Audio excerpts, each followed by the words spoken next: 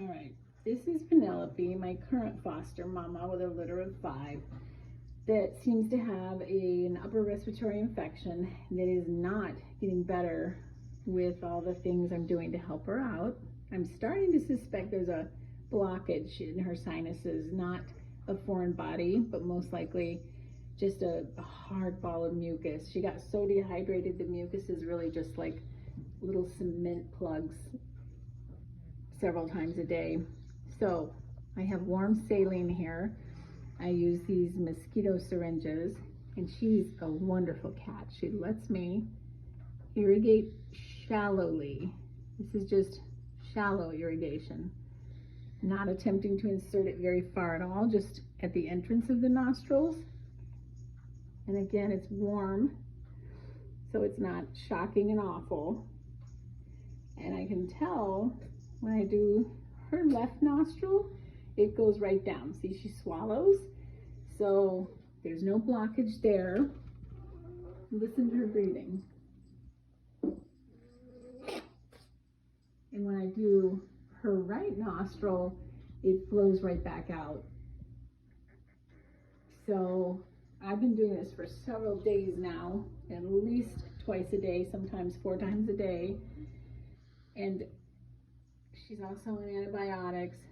There's been great improvement in everything else, but this breathing. And then I attempt to suction. And her state of dehydration came on so rapidly, partly because she's nursing 5 kittens, partly because you can't really eat or drink when you're this blocked. But it came on so rapidly that the mucus was just too thick to even suction out right from the beginning. I never got anything. But now I get the saline back out in her right nostril and nothing from her left, which tells me she swallowed it. It went right down her throat on the left side, and there's no mucus, which is good. I think that this is cleared up for the most part. But when I do her right side, I get the saline. I can hear the saline coming back out. So all roads are leading to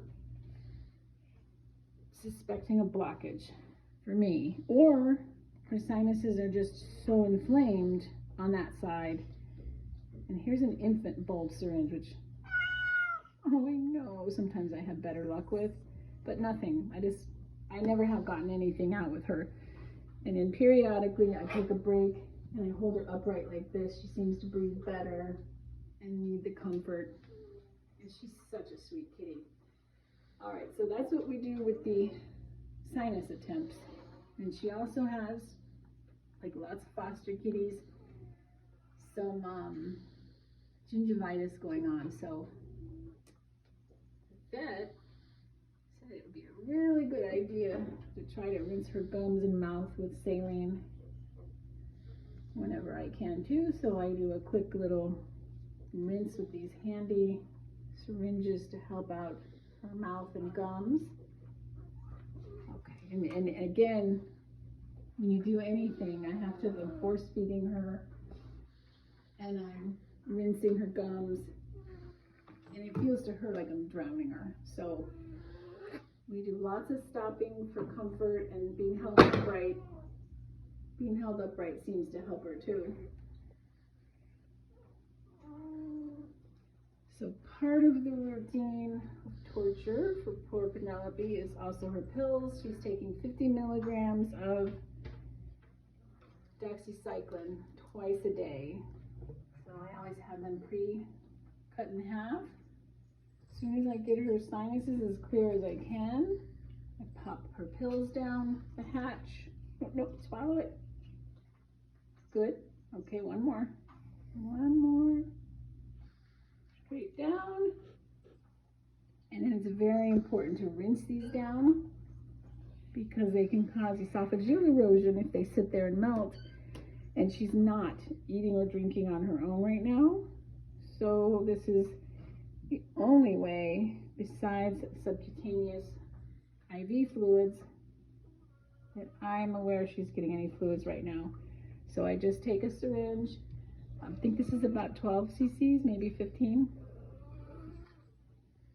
And when she really gets desperate, I give her a break, hold her upright, give her a little comfort. And I can hear her belly growling right now. So I know that the pills got partially down, but we need to rinse them all the way down. So I just trickle water in. If you try to put this whole thing in at once, I'm afraid she could aspirate. It'll also make her panic because she can't breathe. And she's mostly been breathing through her mouth.